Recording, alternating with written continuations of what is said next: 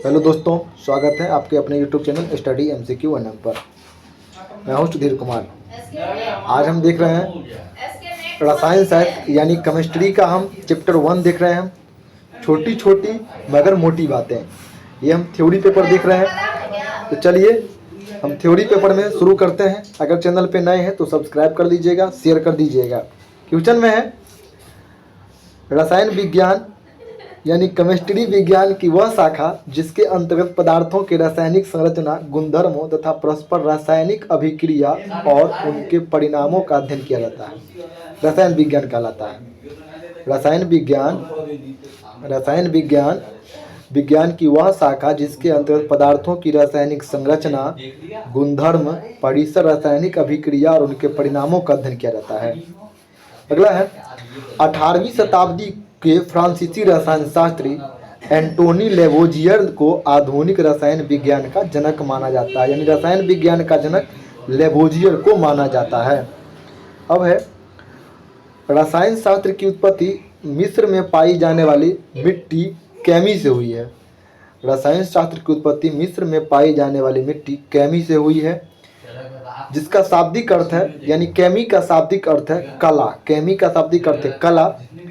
अध्ययन की सुविधा के आधार पर केमिस्ट्री को 3 भाग में बांटा गया। अध्ययन की सुविधा के आधार पर केमिस्ट्री को 3 भाग में बांटा गया है। रसायन विज्ञान यानी भौतिक रसायन, कार्बनिक रसायन, अकार्बनिक रसायन। 3 भाग में भौतिक रसायन, कार्बनिक रसायन और अकार्बनिक रसायन। भौतिक रसायन, इसके अंतर्गत अणुओं के भौतिक गुणों का अध्ययन किया जाता है। इसके अंतर्गत अणुओं के भौतिक गुणों का अध्ययन किया जाता है। कार्बनिक रसायन, इसके अंतर्गत कार्बन एवं हाइड्रोजन से युक्त रासायनिक यौगिक का अध्ययन किया जाता है। उदाहरण के लिए C2H5OH, CH3COOH। अगला है अकार्बनिक रसायन, इसके अंतर्गत सभी अकार्बनिक का अध्ययन किया जाता है। उदाहरण के लिए H2O, NO2 और SO2। चलिए अब है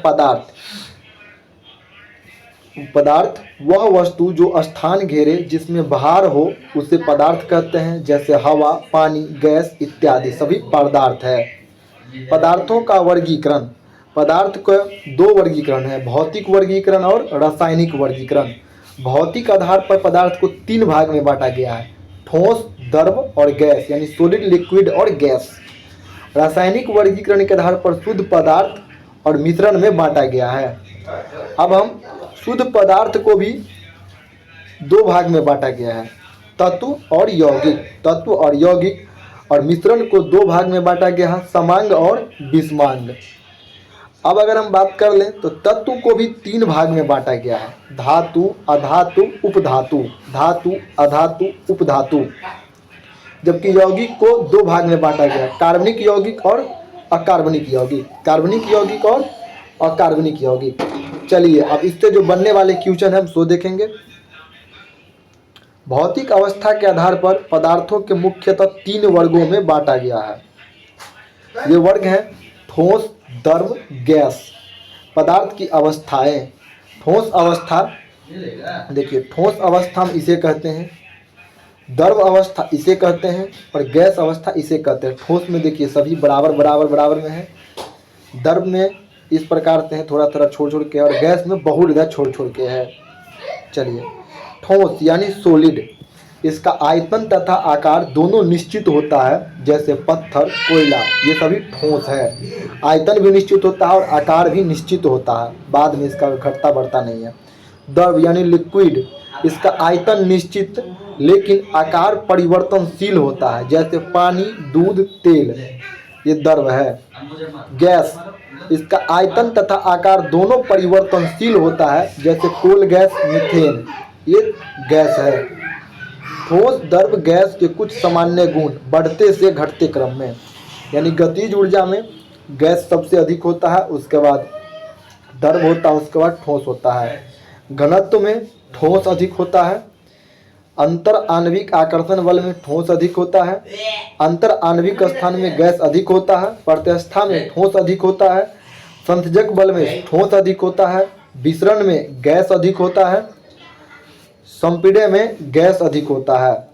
दृढ़ता, पदार्थ का वह गुण जिसमें पदार्थ टूटने से पहले अपने ऊपर होने वाले प्रहार का विरोध करता है, दृढ़ता कहलाता है। दृढ़ता, पदार्थ का वह गुण जिसमें पदार्थ टूटने से पहले अपने ऊपर होने वाले प्रहार का विरोध करता है।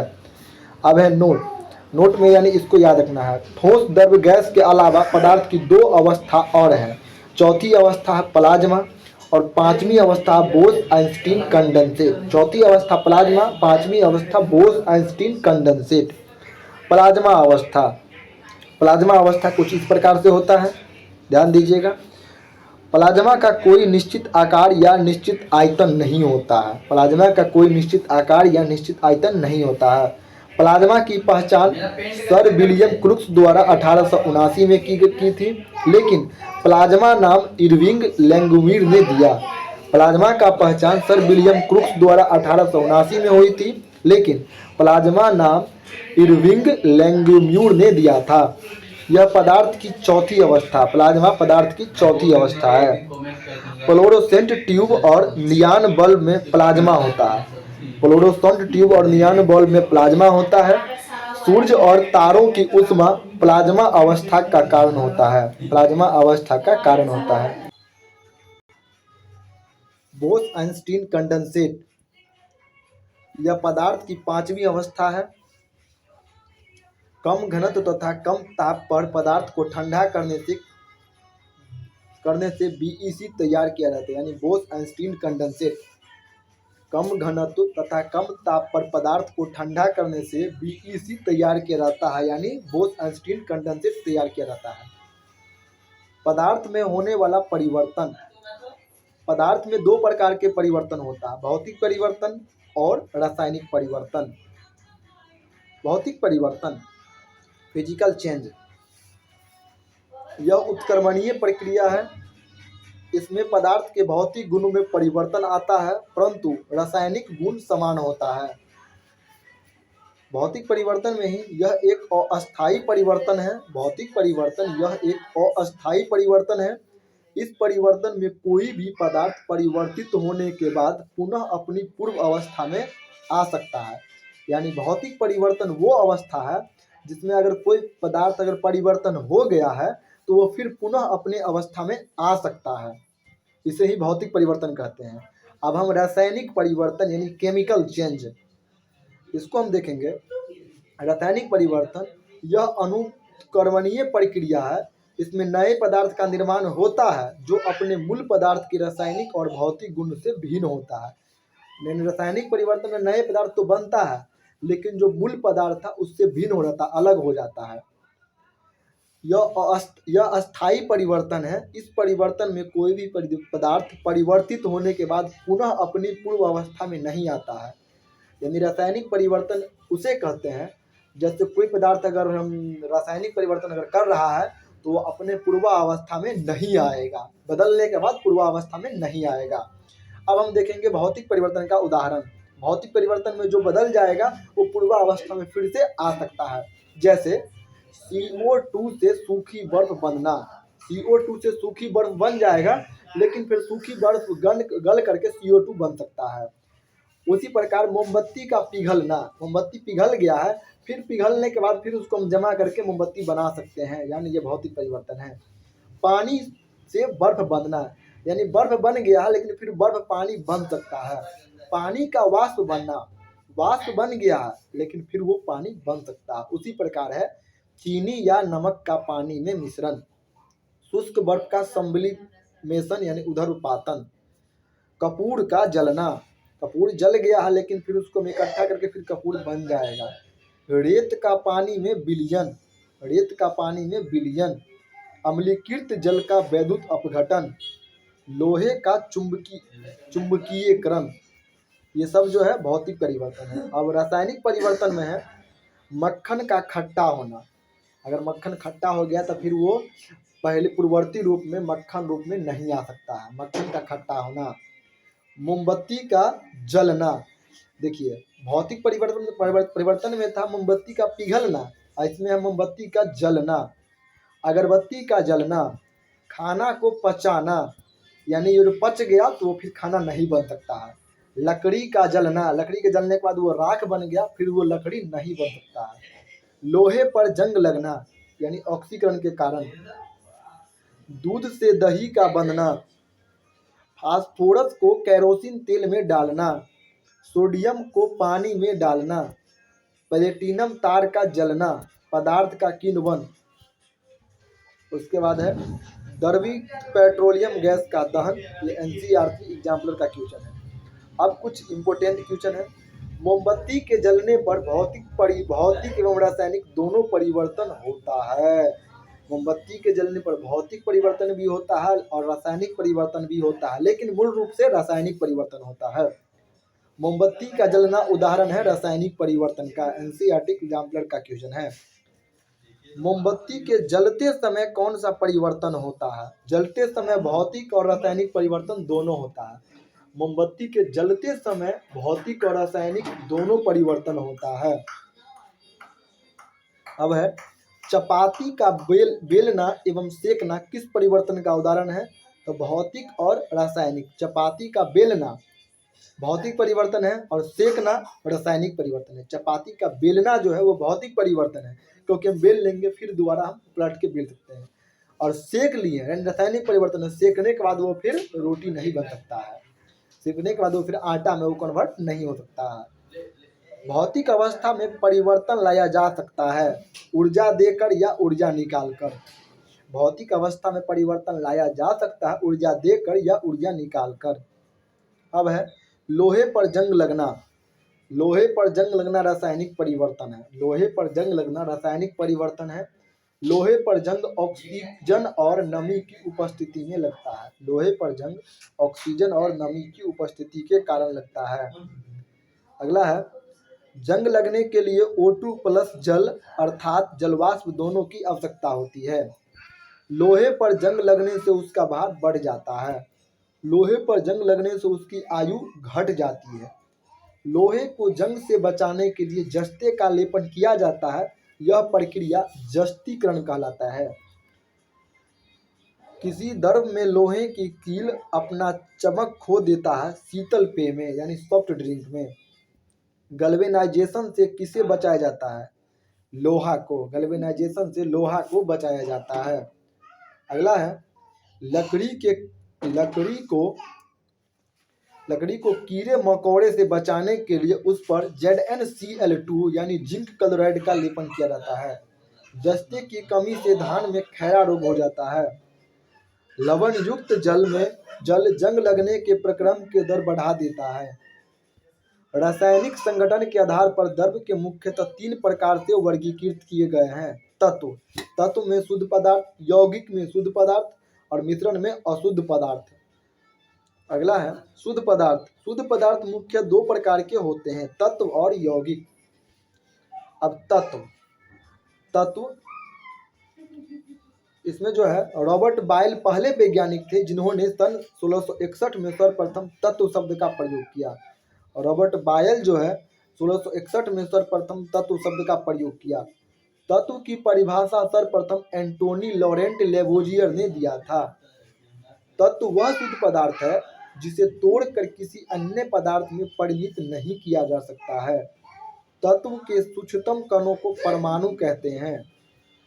अब आगे हम बात करेंगे। अभी तक लगभग 118 तत्व ज्ञात है, जिसमें लगभग 92 प्रकृति में पाए जाते हैं।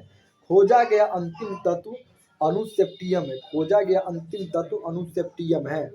92 प्रकृति में पाए जाते हैं और 118 तत्व अभी तक ज्ञात है।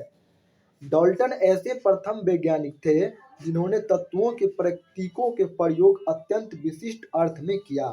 डाल्टन ऐसे प्रथम वैज्ञानिक थे जिन्होंने तत्वों को प्रतीकों को प्रयोग अत्यंत विशिष्ट अर्थ में किया। तत्वों के प्रतीक का सुझाव सर्वप्रथम बर्जिलियस ने दिया। तत्वों के प्रतीक का सुझाव बर्जिलियस ने दिया। तत्व के 3 रूप हैं, धातु, अधातु और उपधातु। यौगिक जब 2 से अधिक तत्वों को एक निश्चित अनुपात में मिलाया जाता है तो यौगिक का निर्माण होता है। यह जिन तत्वों से मिलकर बना होता है उनका गुण इसमें विद्यमान नहीं होता है। यौगिक के सूक्ष्म कण को अणु कहते हैं। यौगिक को केवल रासायनिक वैद्युत रासायनिक प्रक्रिया द्वारा पृथक किया जाता है। अणुओं के प्रकार सम अणु और विषम अणु। यौगिक के प्रकार सम अणु और विषम अणु। सम अणु ऐसे अणु जो समान आकार के परमाणुओं के समायोजन से बने होते हैं सम अणु कहलाता है। सभी तत्वों के अणु सम अणु होते हैं। सभी तत्वों के अणु सम अणु होते हैं। उदाहरण ऑक्सीजन में O2, हाइड्रोजन में H2, क्लोरीन में Cl2। विषम अणु ऐसे अणु जो दो या दो से अधिक तत्वों के परमाणुओं के समायोजन से निर्मित होते हैं विषम अणु कहलाता है। सभी यौगिक के अणु विषम अणु होते हैं। उदाहरण H2O, hydrogen plus oxygen, carbon dioxide CO2, carbon plus oxygen आदि। अच्छा, H2O में हाइड्रोजन प्लस ऑक्सीजन, ठीक है। अब है परमाणुकता। किसी तत्व अथवा यौगिक के एक अणु में निर्माण में प्रयुक्त होने वाले परमाणुओं की संख्या उस तत्व के अथवा यौगिक की परमाणुकता कहलाती है। परमाणुकता के आधार पर अणुओं को 4 भाग में बांटा गया है। तत्व या यौगिक। आर्गन एक अणु में परमाणु की संख्या 1, परमाणुकता वर्ग एकल परमाणु। हीलियम यानी He परमाणु की संख्या 1, एकल परमाणु। आयरन में एकल परमाणु। हाइड्रोजन H2 में द्विपरमाणु। क्लोरीन Cl2 में द्विपरमाणु। जल H2O में त्रिपरमाणु। अमोनिया NH3 में चतुर्थ परमाणु और सल्फर S8 में बहुपरमाणु। अगला है तत्व या यौगिक परमाणु की संख्या। Fe यानी लोहा परमाणु की संख्या 1, Ca कैल्शियम परमाणु संख्या 1। परमाणु की संख्या इसमें H2 में 2, H2SO4 में H2 में 2 और S में 1 और O4 यानी 7। CaSO4 में यानी 4 और 3 7 यानी 6 है 6। Ca3PO4 2 में 13, H3PO4 में 8, CaOH2 में 5, NH4Cl में 6। अगला प्रश्न है मानव शरीर में उपस्थित यौगिक का क्रम है। यौगिक का क्रम है इस प्रकार से है H2O सबसे अधिक है, उसके बाद है प्रोटीन यानी जल सबसे अधिक है, उसके बाद है प्रोटीन, उसके बाद है फैट, उसके बाद है कार्बोहाइड्रेट। H2O यानी जल, जल की प्रकृति में सामान्य गुण। यह यौगिक है, जल एक यौगिक है। परमाणुओं का अनुपात जल में 2:1 होता है। परमाणु भार का अनुपात 1:8 होता है। परमाणु की संख्या 3 होती है, यानी H2 2 गो हो गया, एगो O 3 गो हो गया। अब हम बात करेंगे तो तत्वों की संख्या H2O में 2 होते हैं, यानी H और O। इसका क्वथनांक 100 degree Celsius, 373 degree K, 80 degree R और 212 डिग्री फ़ारेनहाइट। हिमांक 0 degree C, 273 degree K, 0 degree R और 32 डिग्री फ़ारेनहाइट सब बराबर होते हैं, यानी ये एक रंग हुआ।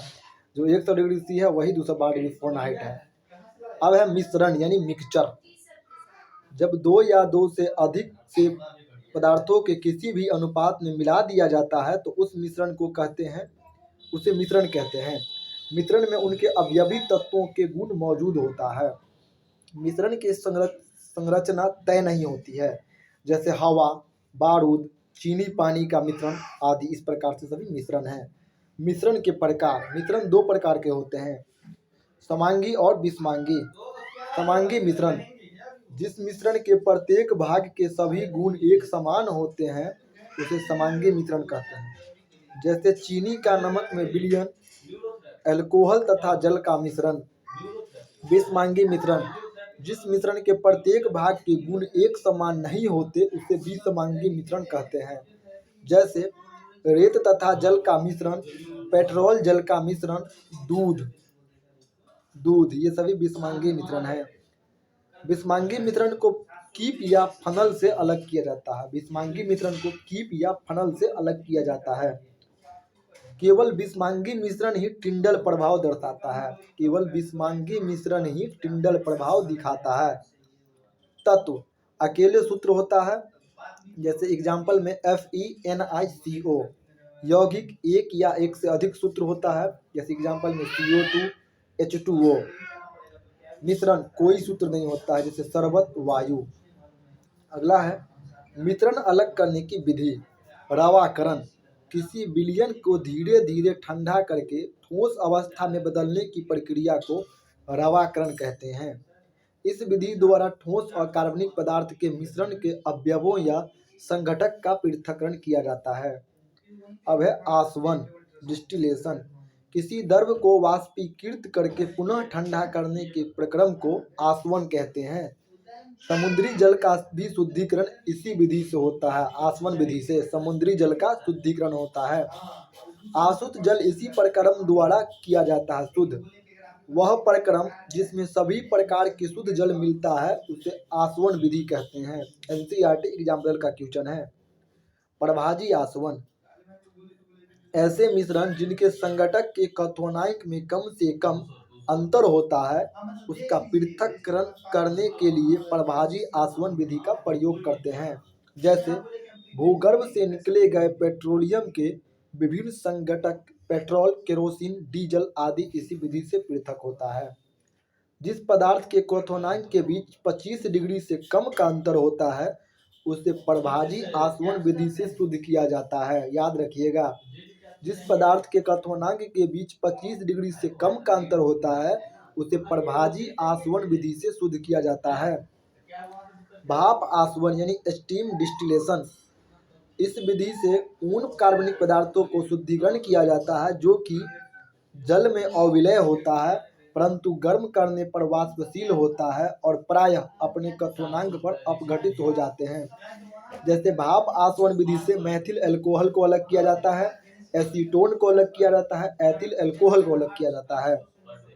चलिए अब आगे देखेंगे हम निस्पंदन।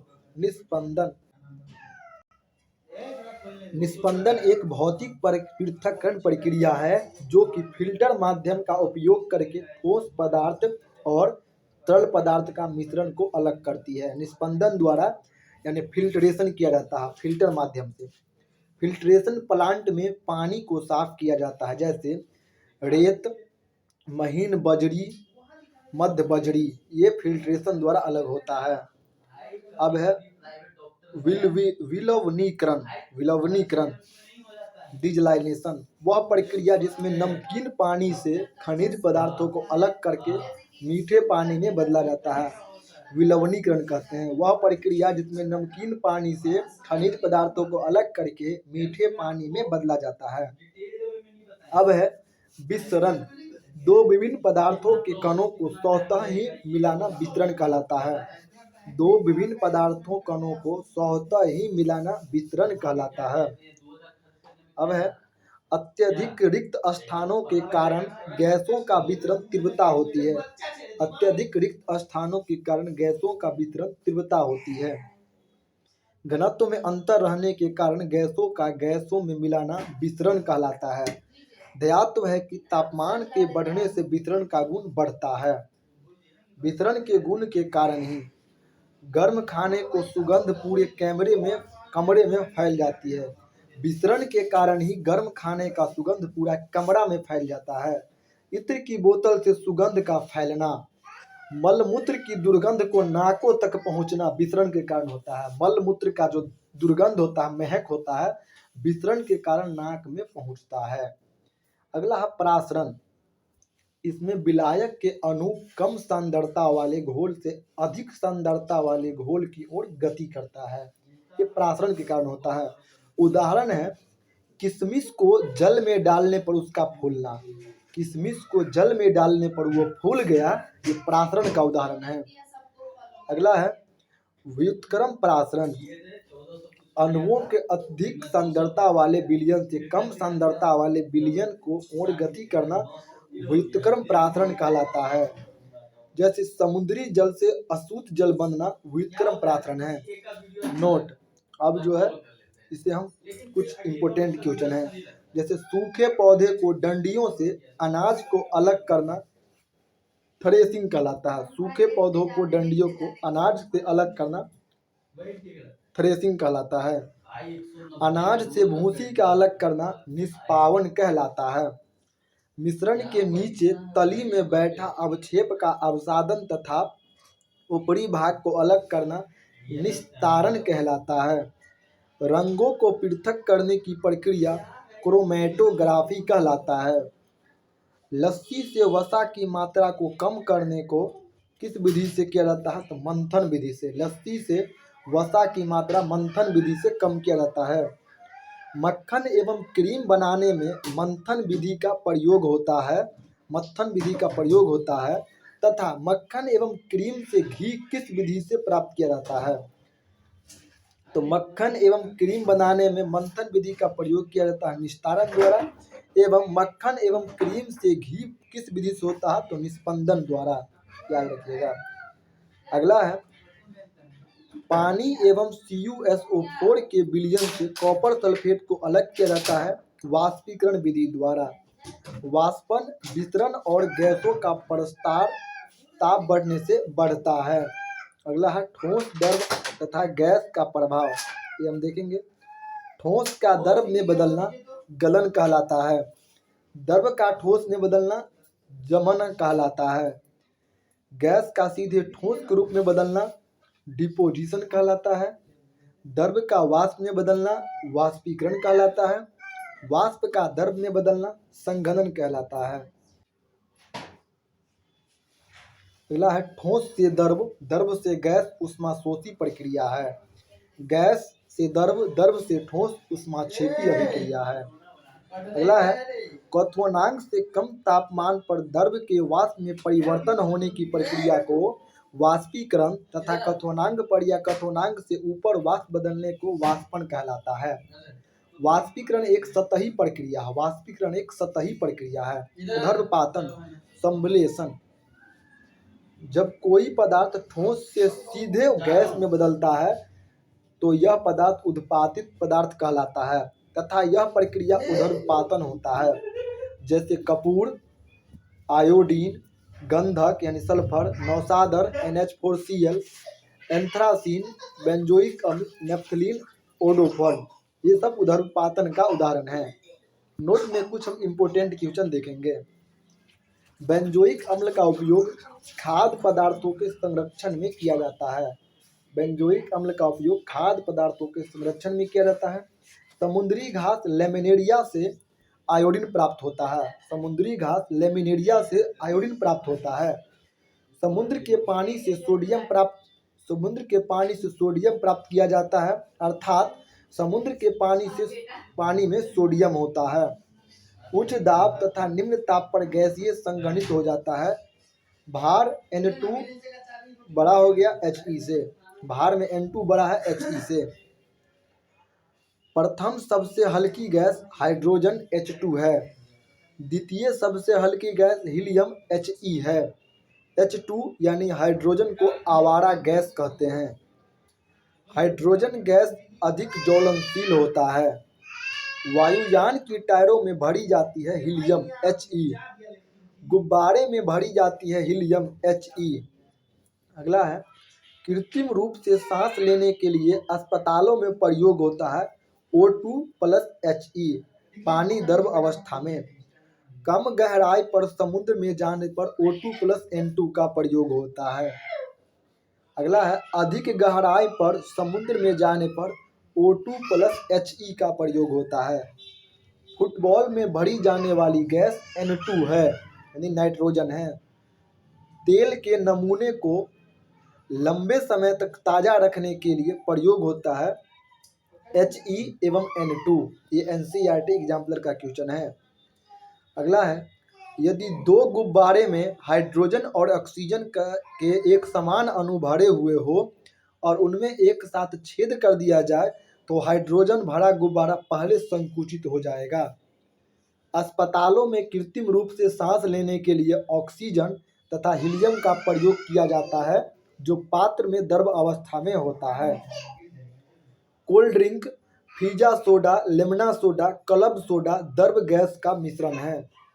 दाब भरण प्रणाली LPG गैस का भरना है।